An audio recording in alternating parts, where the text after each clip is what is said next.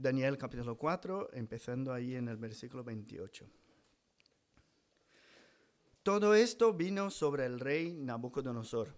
Al cabo de 12 meses, paseando en el palacio real de Babilonia, habló el rey y dijo: ¿No es esta la gran Babilonia que yo edifiqué para la casa real con la fuerza de mi poder y para la gloria de mi majestad?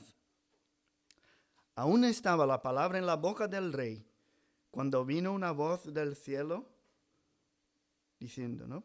A ti se te dice, rey Nabucodonosor, el reino ha sido quitado de ti.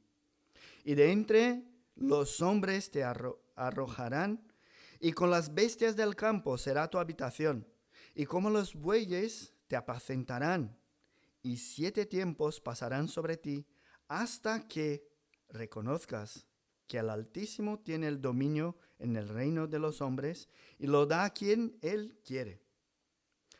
En la misma hora se cumplió la palabra sobre Nabucodonosor, y fue echado de entre los hombres. Y comía hierba como los bueyes, y su cuerpo se mojaba con el rocío del cielo, hasta que su pelo creció como plumas del águila, y sus uñas como las de las aves. Mas, al fin del tiempo, yo, Nabucodonosor, alcé mis ojos al cielo, y mi razón me fue devuelta, y bendije al Altísimo, y alabé y glorifiqué al que vive para siempre, cuyo dominio es sempiterno, y su reino por todas las edades. Todos los habitantes de la tierra son considerados como nada, y él hace según su voluntad en el ejército del cielo y en los habitantes de la tierra. Y no hay quien detenga su mano y le diga, ¿qué haces? En el mismo tiempo mi razón me fue devuelta, y la majestad de mi reino, y mi dignidad y mi grandeza volvieron a mí, y mis gobernadores y mis consejeros me buscaron. Y fui restablecido en mi reino, y mayor grandeza me fue añadida. Ahora yo, Nabucodonosor, alabo, engrandezco y glorifico al Rey del cielo, porque todas sus obras son verdaderas, y sus caminos justos, y él puede humillar a los que andan con soberbia. Ya hace un par de semanas que estamos estudiando el capítulo 4, y en realidad aquí hay un solo tema, ¿no? Sus visiones, su sueño, la interpretación y el cumplimiento. Ahora estamos en la tercera parte que habla del cumplimiento. Pero hace un par de semanas hablamos de sus visiones y su sueño. Cuando los recibió, Nabucodonosor se turbó. Si os acordáis bien, hace algunos versículos atrás. Y buscando una explicación para lo que había visto, comentó el sueño con Daniel.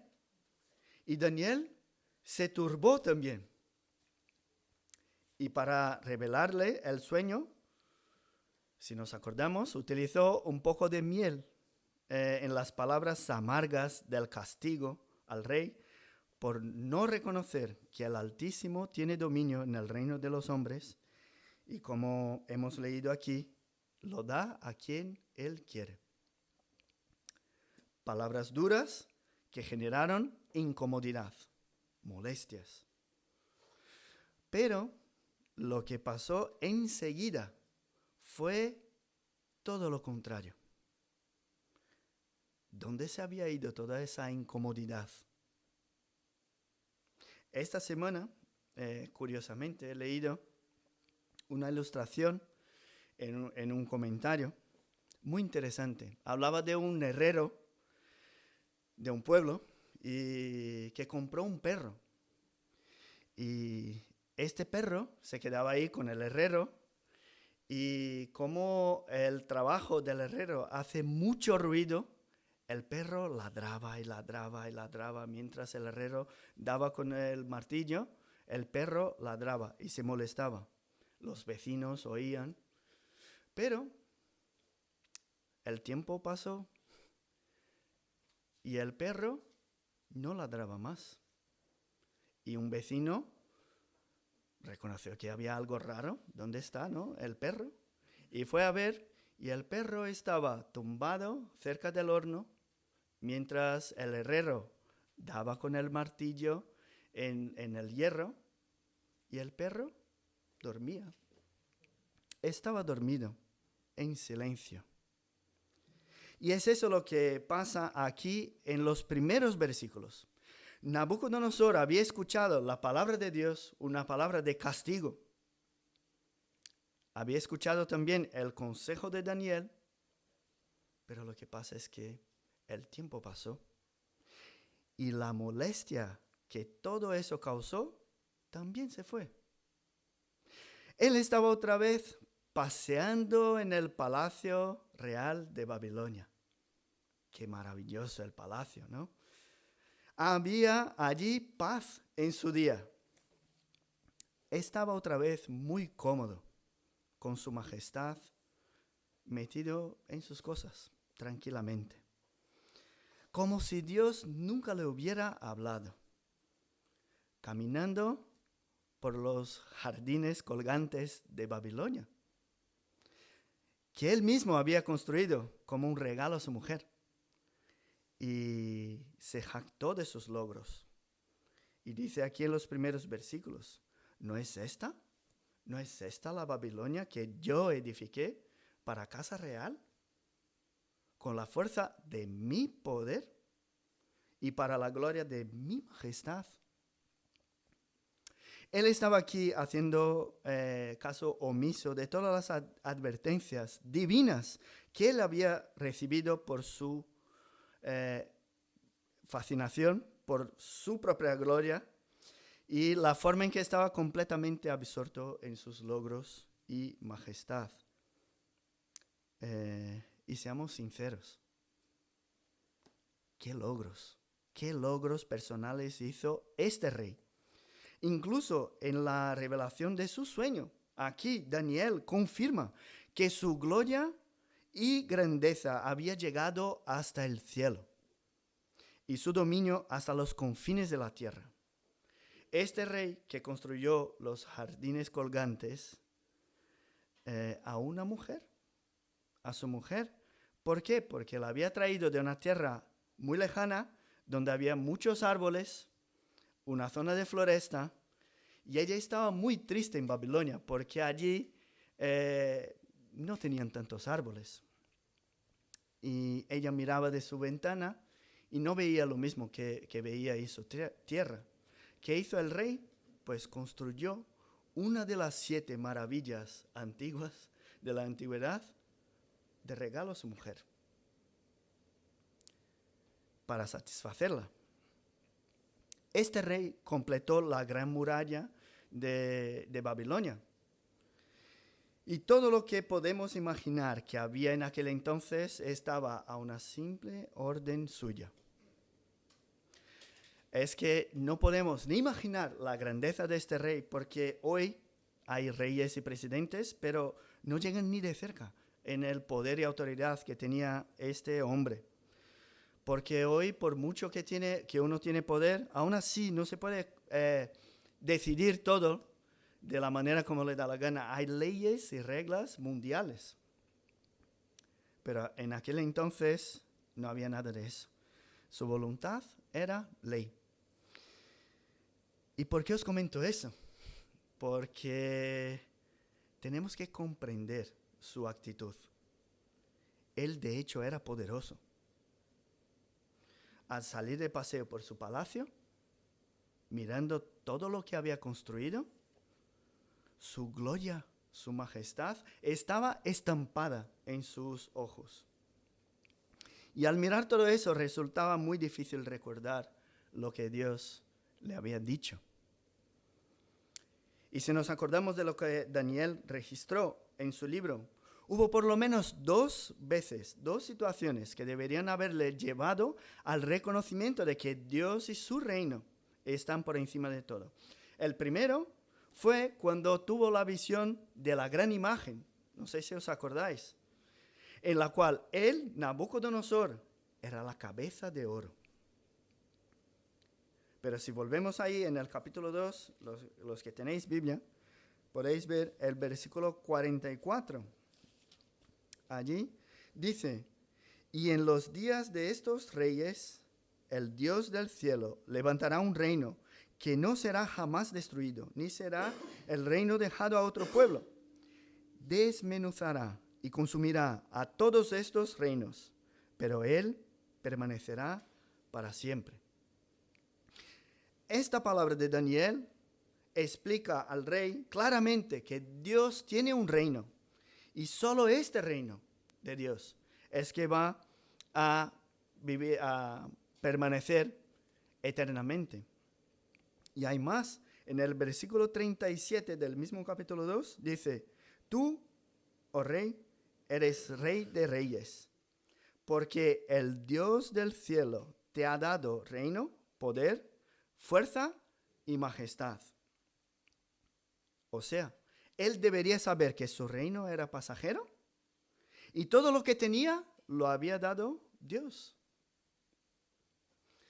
Y como si no fuera suficiente, Dios se revela otra vez al rey por medio de este sueño del gran árbol que estamos aquí en el capítulo 4 y afirma que Nabucodonosor es este gran árbol. Pero le dice algo muy importante también, que está aquí en el versículo 25 del capítulo 4. Dice así, que te echarán de entre los hombres, y con las bestias del campo será tu morada, y con hierba del campo te apacentarán como los bueyes, y con el rocío del cielo serás bañado, y 7 tiempos pasarán sobre ti, hasta que, fijaos en eso, hasta que conozcas que el Altísimo tiene dominio en el reino de los hombres, y que lo da a quien Él quiere. Eso es todo lo que el rey había oído, escuchado de la boca de Dios por medio de su profeta. Pero lo que pasa es que esta voz profética, la voz de Dios, haciéndole reconocer que el único que es digno de toda la gloria es el propio Dios, se quedó olvidada. Y como el perro que ladraba mucho al llegar a la casa del herrero, ahora dormía mientras escuchaba los martillazos. La palabra de Dios estaba suspendida en el aire. La profecía estaba pendiente de ejecución. El tiempo pasó. No hubo ningún cambio en su actitud. El temor de todo lo que había visto y escuchado ya no le hacía temblar. Dice aquí el primer versículo, el primero y el segundo. 12 meses después, él paseaba tranquilo por su palacio. Veía sus logros, sus conquistas, su fuerza y se daba la gloria a sí mismo. Y en esta semana también he escuchado una predicación que me llamó mucho la atención.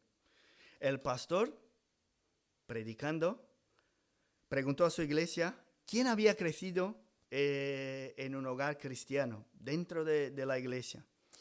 Y muchos allí levantaron la mano, tal, y él empezó a preguntar, ¿no? ¿De qué historia te acuerdas cuando eras un niño? Y uno dijo, la de Elías. Pues muy bien, la Elías con los profetas de Baal, Elías que oró para llover, para no llover, muy bien. Otro, la de David. Pues fenomenal, un hombre, un comandante de ejército, un gran rey y tantas cosas que hizo. Otro, Sansón, Jericó, la historia de Jericó. Y él dijo, pues seguro que en aquel entonces creías en el Dios que daba fuerza a hombres, que derrumbaba murallas, que hacía parar de llover, pero también hacía llover. Y ahora, ¿por qué crecemos y dejamos de creer? Decimos que creemos en este Dios todopoderoso, pero el tiempo pasa y nos alejamos del propio Dios. Y aquellas historias como la que estamos leyendo aquí de Sadrach, Mesach, Abednego, como la de Daniel, se quedaron allí en el pasado como si fuera un cuento para niños. Simplemente dejamos de creer. Y es interesante pensar en la actitud de Nabucodonosor con su incredulidad y falta de arrepentimiento, coger toda esa información y ahora transponerla para nuestra realidad. Fijaos en eso.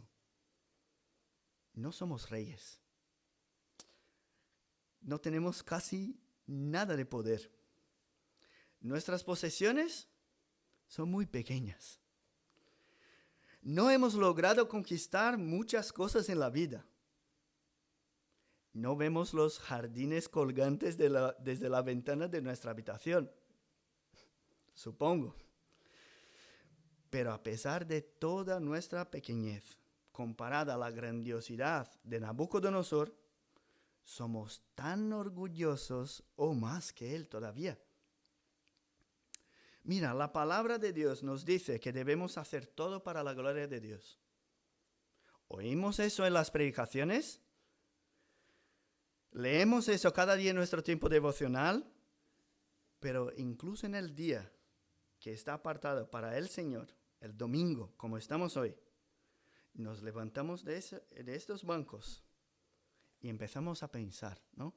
¿Qué voy a hacer hoy para satisfacerme a mí? Leemos en las Escrituras que nuestra mirada debe estar siempre en la eternidad. Y debemos actuar aquí, en este mundo, con esta perspectiva. Pero cerramos la Biblia y nos vamos a luchar con nuestros propios brazos por conquistar conocimiento, dinero, sabiduría, tranquilidad o lo que sea. Y parece que leemos esas historias, estas palabras y no creemos que este Dios es el Dios que adoramos. Es es lo mismo. Ya no somos como niños, ¿no? Como Ana, que está aquí, Javier, que está allí, dormido, que escuchan las historias de la Biblia y oran creyendo que su Dios es poderoso. Tenemos problemas, muchas veces causados por nuestros propios pecados, y decimos que Dios no es capaz de cambiarlo. Y encontramos aquí promesas para aquellos que obedecen, pero queremos las recompensas de esas promesas sin obedecer. Y cuando veo la actitud de Nabucodonosor, pienso, pues la verdad es que somos iguales. Escuchamos, pero no obedecemos. Y no obedecemos exactamente por no reconocer que el Altísimo gobierna sobre todas las cosas y da a quien Él quiere. Así que la primera enseñanza que vemos aquí es que la palabra de Dios puede dejar de influir en nuestra vida, dejar de influir en la manera en que pienso y actúo. Pero lo que vemos enseguida es que nuestra indiferencia a lo que hemos escuchado de la palabra de Dios nos trae consecuencias. Y una historia de pecados que resultó en mucho sufrimiento, que nos acordamos seguramente de las Escrituras, fue la historia de José de Egipto. Por la maldad de sus hermanos, él fue vendido como esclavo a un pueblo que no era el pueblo de Dios. Y José pasó por situaciones muy difíciles. Fue llevado a una casa casi por un abuso sexual, salió de allí, se fue a la cárcel, se quedó muchos años en eso y no sabemos exactamente cuánto tiempo, pero cerca de 15 años. Lo que pasa es que Dios, en su historia, utilizó toda esa situación causada por la maldad de sus hermanos para bendecir a muchos. Y José llegó al cargo de gobernador de Egipto y su sabiduría divina hizo con que muchos pudiesen tener que comer en tiempos de sequía. Ahora, si miramos a esa historia, a este ejemplo de José de Egipto, ¿cuál era la voluntad de Dios revelada aquí en las Escrituras? Y ellos tenían palabra de Dios revelada para ellos. ¿Cuál era la voluntad de Dios para los hermanos de José? Dice las Escrituras que debemos amar a nuestro prójimo. La voluntad de Dios para ellos era que ellos deberían amar a José y no privarle de los suyos, ni mucho menos venderlo como esclavo o planear asesinarlo. Pero Dios tiene sus planes, su voluntad que no la conocemos, que está en el futuro.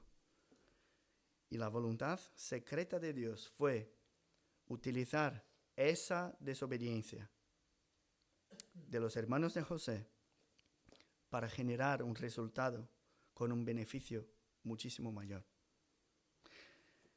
Porque él, habiendo sido vendido como esclavo y llevado a Egipto, adquirió allí autoridad sobre la tierra, incluso para salvar a su familia del hambre. Y al final conocemos, ¿no? José dijo a sus hermanos: vosotros pensasteis mal contra mí, mas Dios lo encaminó a bien para hacer lo que vemos hoy, para mantener en vida a mucho pueblo. Sabemos, mis hermanos, Dios no se deleita en el mal, de ninguna manera. Y tampoco tiene la culpa del pecado de los hombres. Pero en su soberanía y en su misericordia, utiliza las situaciones para sus propósitos que son siempre buenos. En Ezequiel 33, versículo 11, dice lo siguiente: vivo yo, dice Jehová el Señor, que no quiero la muerte del impío, sino que se vuelva el impío de su camino y que viva. Esa es la voluntad del Señor, revelada. Pero si vemos en las Escrituras, dice el apóstol Pablo a los romanos, que ellos conocieron la verdad, conocieron que existe un Creador y se rebelaron en contra de Él para buscar sus propios deseos. Y por eso sufren la consecuencia de sus pecados. Y sabemos que pasamos, cada uno de nosotros, ¿no?, por situaciones difíciles, sufrimiento. Y a veces podemos pensar, ¿pero por qué eso? ¿Cómo eso es la voluntad de Dios para mí? Si Dios es bueno. ¿Cómo un Dios que es amor permite un asesinato? ¿Cómo es posible tener tanto sufrimiento en el matrimonio si es una institución divina? ¿Por qué Dios permite tanta enfermedad en mi vida? Ahora, mucha atención. Uno que tiene esas dudas, y nos puede pasar a todos, piensa que la voluntad revelada aquí en las Escrituras de Dios, que nos lleva a eso. ¿Qué es lo que Dios quiere? Pero no es verdad. Dios se manifestó y nos dio su palabra para darnos vida por medio de ella. Pero por la dureza del corazón del hombre, por la desobediencia de esta ley de Dios, el mundo está lleno de pecados. Así que sufrimos por nuestros pecados. Sufrimos por la consecuencia de los pecados de la gente que está a nuestro lado. Sufrimos porque hay rebelión del hombre en contra de Dios. Porque sabemos que los pensamientos de Dios para nosotros son pensamientos de paz y no de guerra y no de maldad. Pero lo que pasa es que nosotros no obedecemos. Y Él, en su voluntad secreta, en sus designios eternos y perfectos, dispone de todas estas cosas para el bien de aquellos que lo aman. Ahora, después de hablar de esta doctrina maravillosa de la voluntad de Dios, volvemos a la historia de Nabucodonosor. Él estaba aquí hablando de su gloria, de sus hechos, su reino. mientras paseaba tranquilo por su palacio. Cuando vino una voz del cielo y dijo: el reino ha sido quitado de ti. Y de repente todo lo que había sido profetizado se cumplió. Y fue a vivir con los animales en el campo y fue apacentado como los bueyes. Ahora, el gran emperador, dueño de todas estas cosas, ahora ya no tenía ningún poder. El gran árbol, ¿no?, que estaba ahí en su visión, había sido cortado. Y eso pasó justamente porque él conocía la voluntad de Dios, pero no la obedeció. Dios se reveló a Nabucodonosor por medio de su profeta Daniel, que le interpretó sus 2 sueños. Y en sus sueños había un reino que era eterno, no hecho por manos humanas. Y ahí decía que el Altísimo era aquel que gobernaba todas las cosas. Pero el rey, viendo todo aquel reino, sus conquistas, no quería reconocer eso. Y vino el castigo del cielo y se cumplió lo que Dios le había avisado. Ahora Nabucodonosor perdió todo, incluso la razón. Fue echado de entre los hombres y comía hierba como los bueyes. O sea, no fue castigado porque no sabía qué hacer. Fue castigado porque sabía que debería arrepentirse de sus pecados y cuidar de aquellos que estaban oprimidos. A lo mejor es así que te sientes hoy. Sabes lo que tienes que hacer, pero no quieres. Sabes que Dios tiene palabra de vida, pero prefieres seguir tus propios caminos. Y cada uno de nosotros sentimos algo parecido cuando vivimos en pecado. Nos quedamos insensibles a la voz de Dios.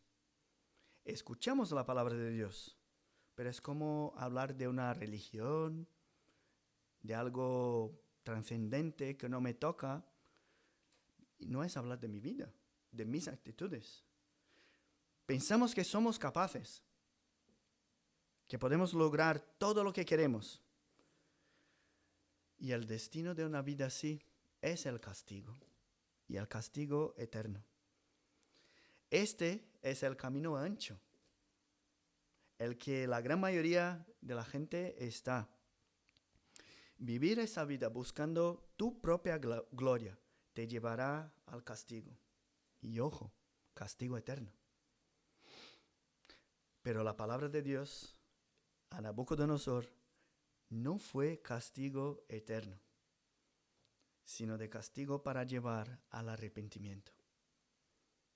Y vemos que en el texto, aquí, no concluye con una condenación eterna para Nabucodonosor. La profecía, si la conocemos y la recordamos, era que las raíces del árbol se quedarían atadas en la tierra hasta que el rey reconociera que el cielo gobierna. Así que aprendemos, por lo tanto, de lo que hemos visto, que Dios se reveló a Nabucodonosor y se revela a nosotros por medio de su palabra. Tenemos aquí su voluntad manifiesta en nuestras manos. Pero el tiempo pasa, nos hacemos mayores, independientes y olvidamos de esa palabra, del poder que tiene esa palabra. Pero hay un aviso de castigo por desobediencia. Y Dios, como un padre a quien ama a su hijo, nos castiga. Pero mucha atención. En este caso, Nabucodonosor y de todos aquellos que son llamados al arrepentimiento, el castigo viene como una señal de misericordia. Dijo Nabucodonosor, aquí en sus palabras, dijo que el Señor, castiga a los que andan con soberbia y lo hace como un padre al hijo amado.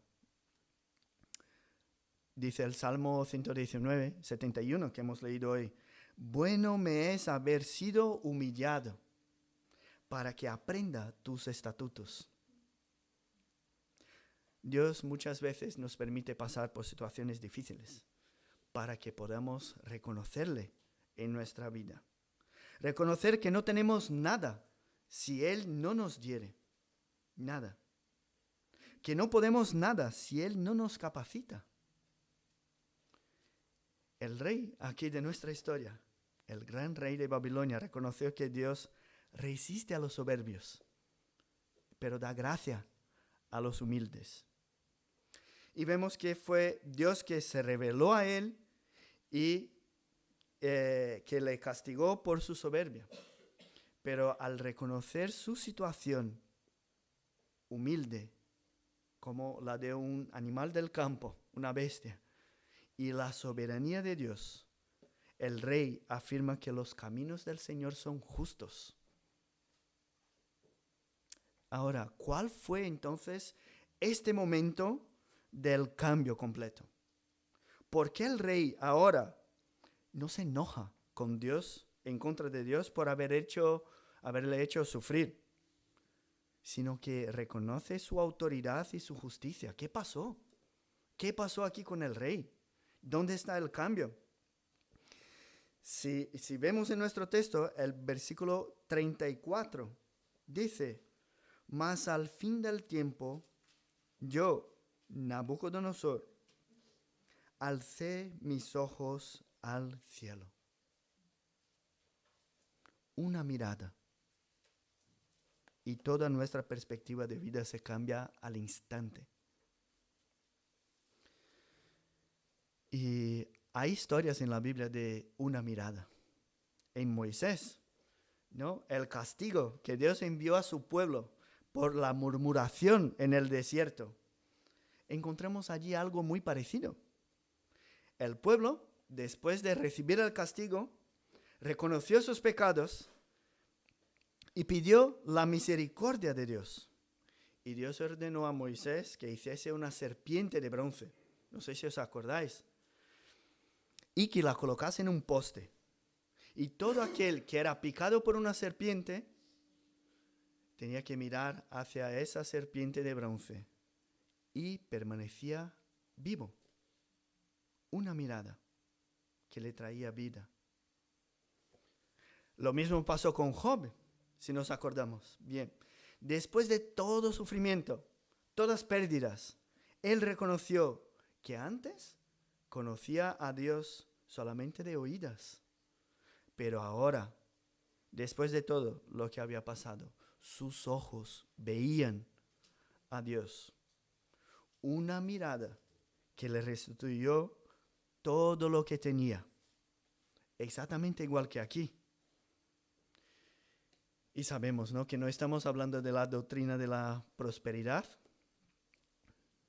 que dice que si sigo a Cristo, tengo prosperidad material. No es lo que enseña esta palabra. Pero si queremos utilizar esa doctrina de la prosperidad de una manera bíblica, podemos. Hacemos un apaño de la doctrina y vamos a arreglarla bíblicamente. ¿Cómo se quedaría?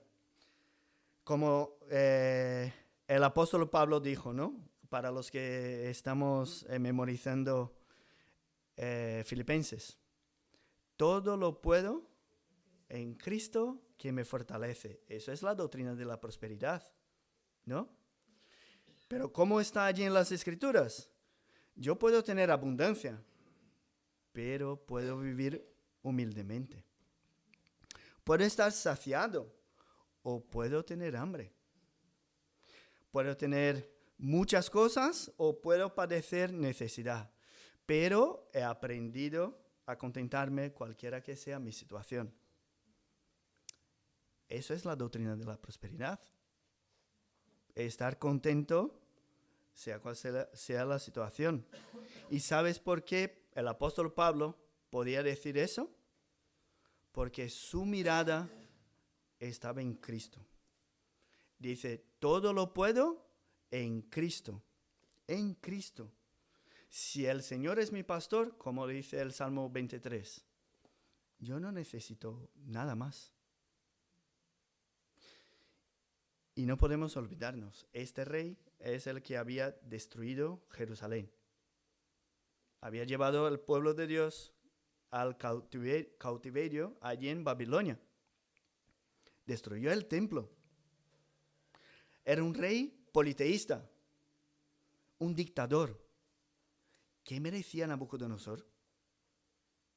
Desde nuestro punto de vista agresivo y justo a nuestra manera, él merecía quedarse ahí toda la vida comiendo hierbas con los animales, o algo peor incluso.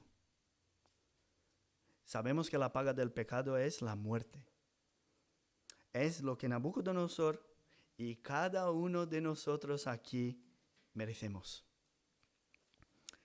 Pero la segunda parte del versículo dice que el don gratuito de Dios es la vida eterna. Una mirada que nos libera del castigo de nuestros pecados y nos redime. No son obras. No es una buena actitud. Y tampoco fue su sufrimiento lo que le hizo recibir la misericordia de Dios. No, lo que dice el texto es que él miró al cielo. Y yo no sé cuál es tu situación. A lo mejor estás aquí en el versículo 29 y 30,